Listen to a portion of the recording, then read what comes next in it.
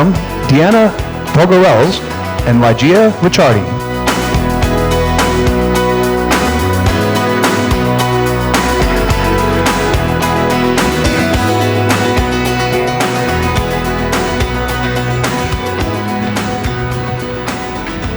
All right, well, I'm happy to have you here, Lygeia. Lygeia is from the Office of Consumer eHealth at the ONC. So can we kind of start by putting this whole conversation in context, and can you talk a little bit about what the Office of Consumer eHealth does?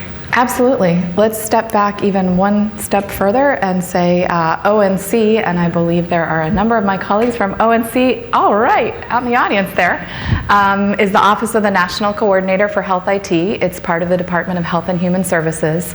And in short, what we're trying to do is help healthcare get online, certainly in partnership with our friends at CMS and others. But within ONC, I head up an office, the Office of Consumer eHealth, which is relatively newly created, which works to really engage patients and consumers as we bring healthcare digital. We want patients and consumers to be part of that conversation and part of their care, part of policy making, part of the whole. Okay, so you kind of touched on my first question. If you guys have questions, please just raise your hand and we'll do a Q&A at the end, but I want to make sure we hit any of the questions as they come up. Can you talk a little bit about what the government, you see as the role of the government and as your particular branch in this whole idea of patient engagement?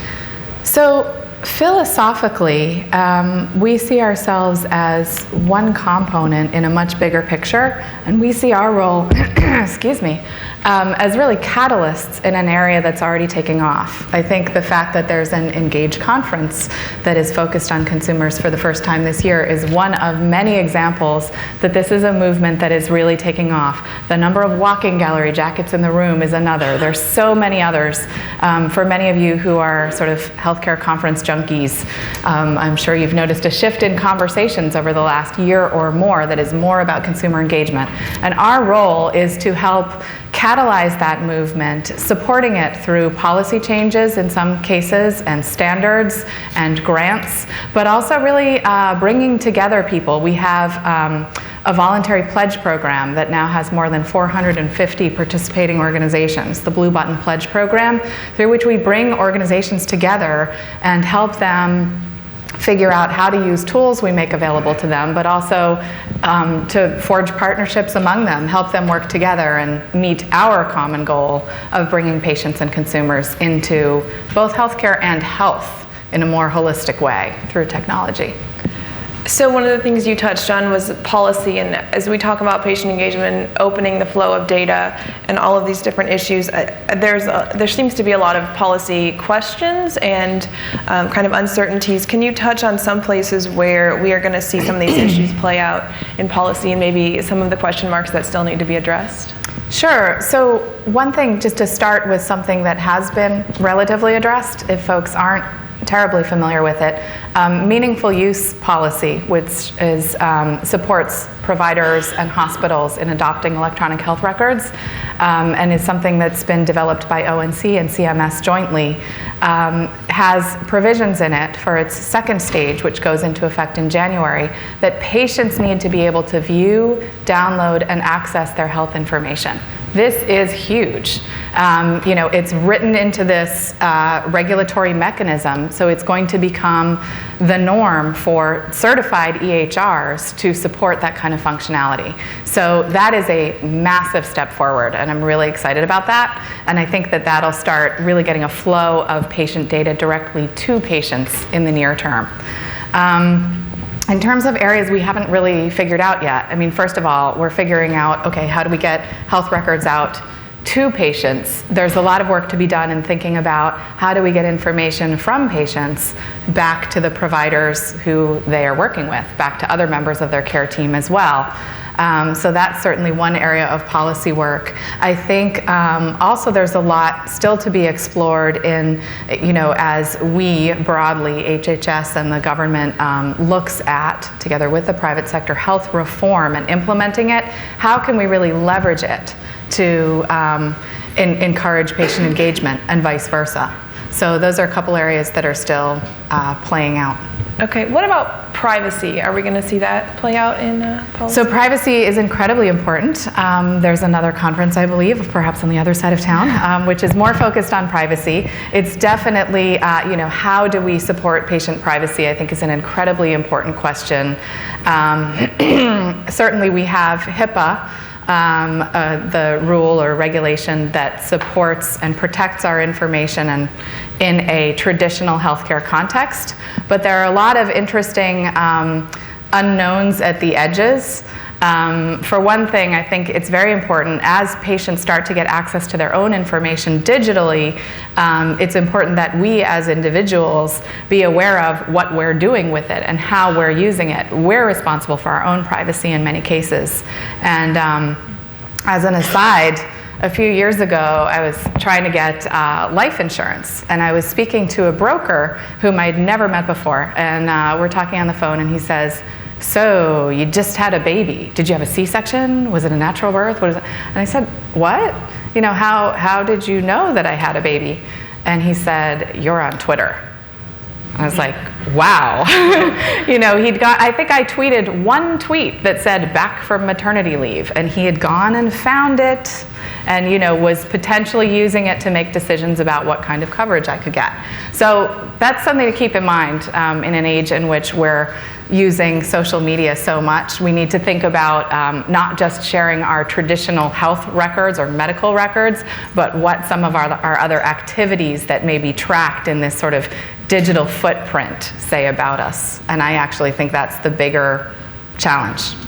Okay. So aside from social media, which you touched on, what are some of the other tools that you think are going to be really useful in helping patients, in really changing that doctor-physician and patient relationship?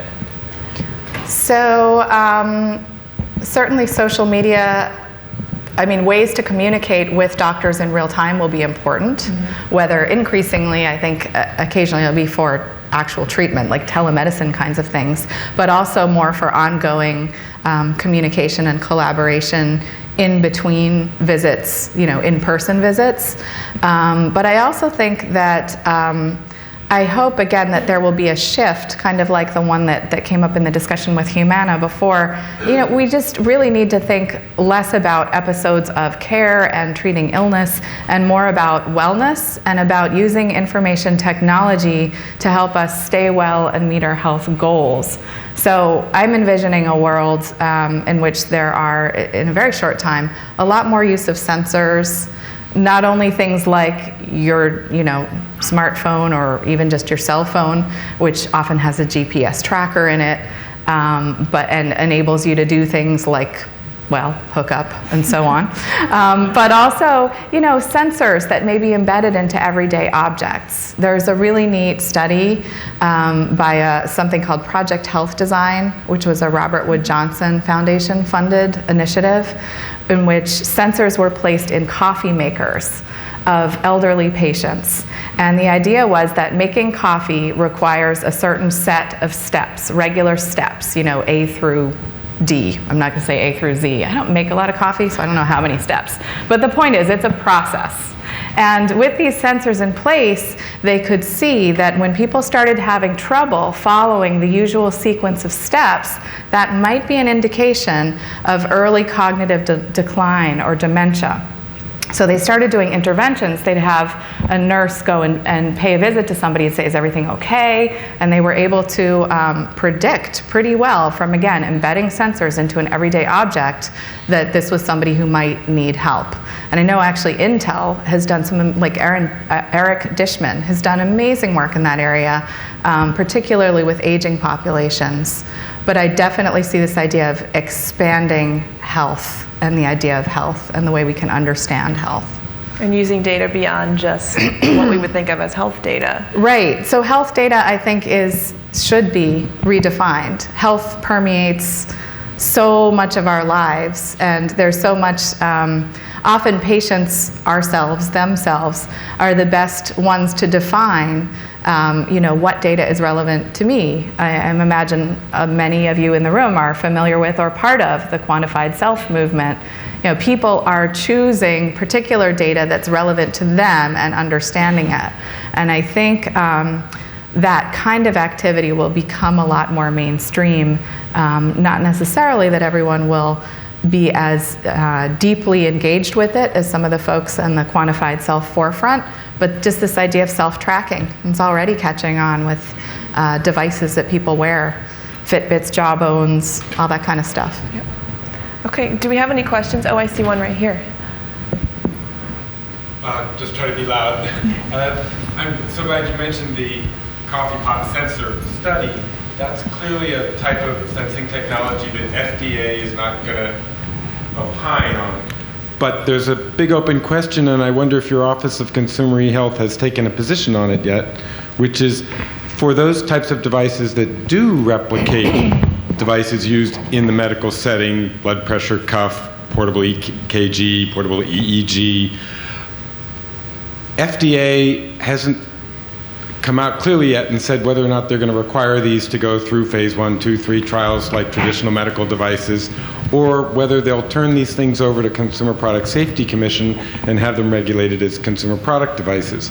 There's even talk about requiring some of these to only be available by prescription, which would make it a lot harder, of course, to engage people.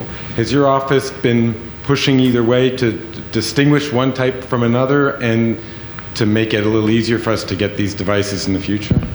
Yeah, so great question. I'm not from the FDA, of course, but we work together. As you know, FDA has put out some preliminary guidance about how it's going to oversee, and I use the word oversee rather than regulate carefully, this sphere. And in general, their philosophical approach is if there's a device that plays the same role as a traditional medical device, whether it's mobile or whatever form it comes in, it should be treated the same. That's kind of their general philosophical underpinning.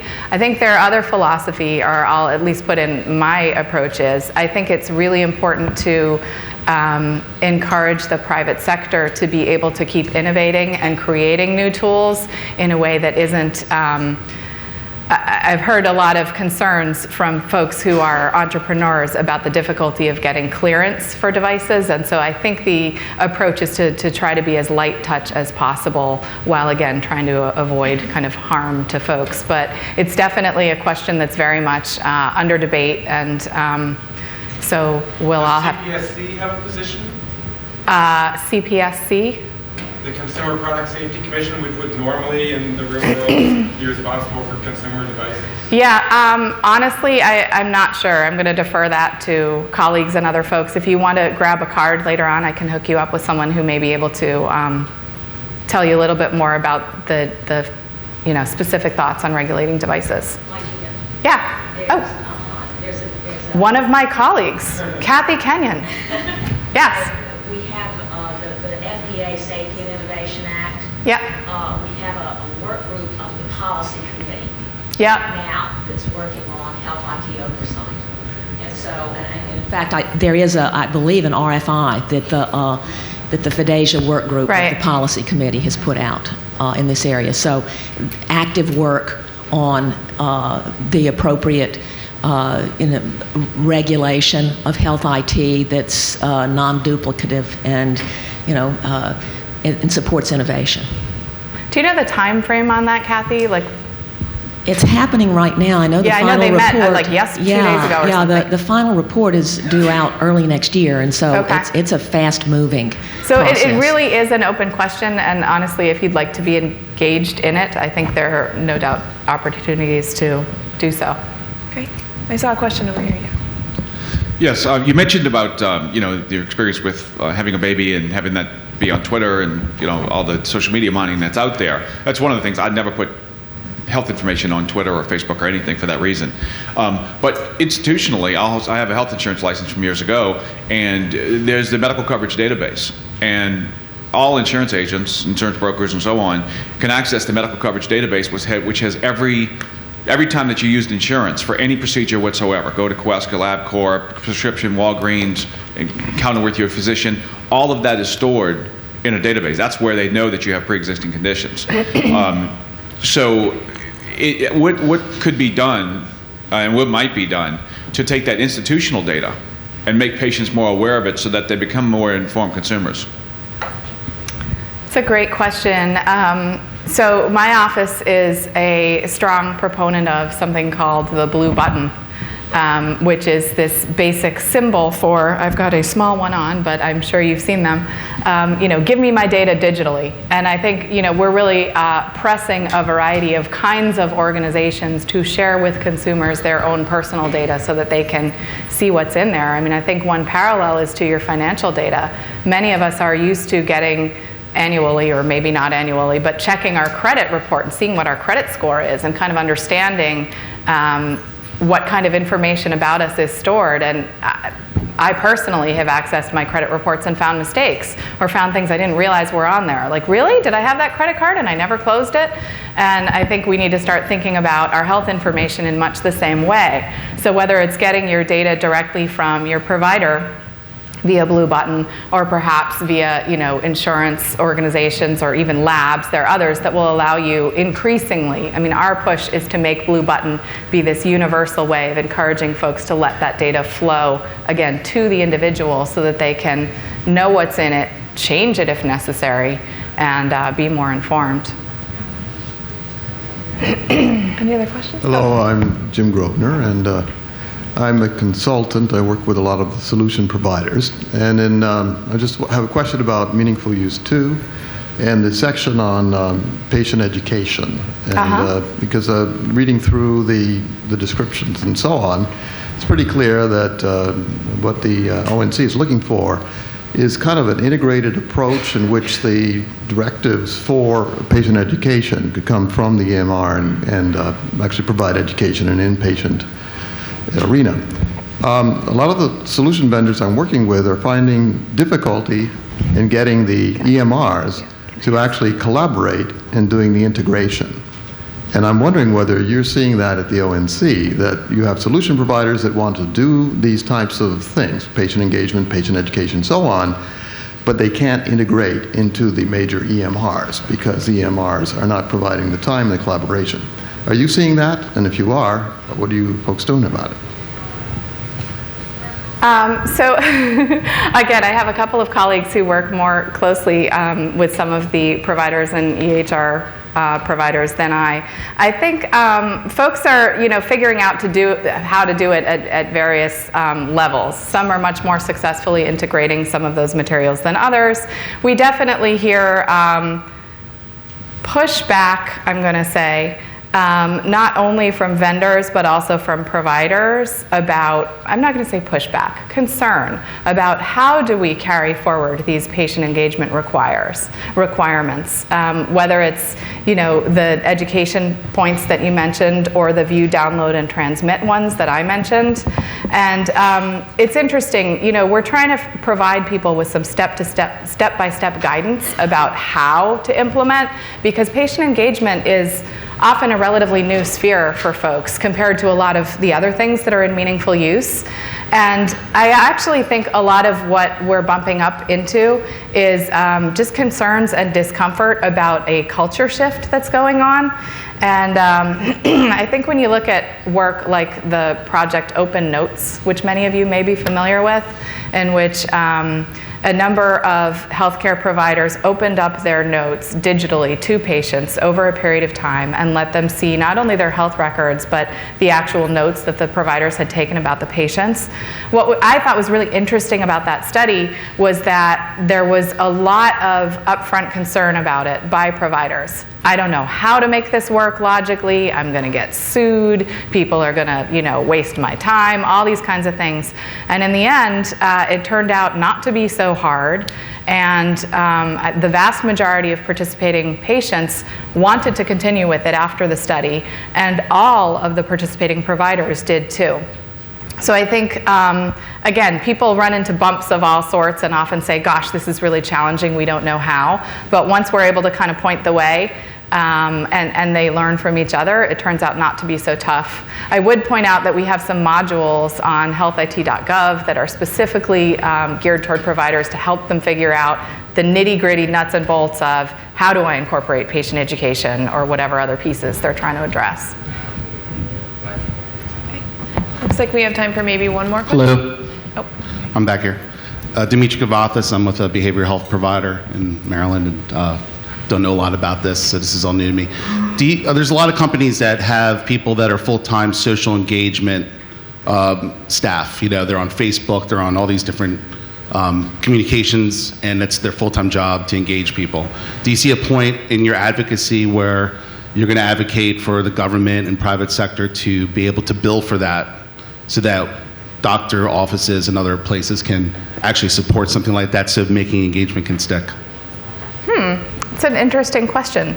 I haven't heard that question before. I think I don't know. I'll have to think about that, but it's an interesting thought. I mean, sort of philosophically, I would love to figure out a way that providers and their staffs could be compensated for the actual work of communicating with patients. I don't know whether specifically over, say, Twitter is the right mechanism, but I'd love to see us moving in that direction, and I'd love to see information technology taking away some of the wasted, in a sense, time that is involved in setting up a visit. You have your 15 minutes with a doctor, and you spend half your time just catching up on things like, well, what medication are you taking? How have you been feeling? It'd be great if you could fill all that information in ahead of time and spend more time communicating during your actual visit, as well as extending it through social media. So again, in the specific case of reimbursing for social media communication in particular, I don't know, but I'd love to see communication be something that is more woven into the role of the provider, and I think that will happen increasingly as providers are paid more for outcomes than for volume of care. That's my hope. Okay, great. Well, thank you, Lygeia, and great questions. Thank you all.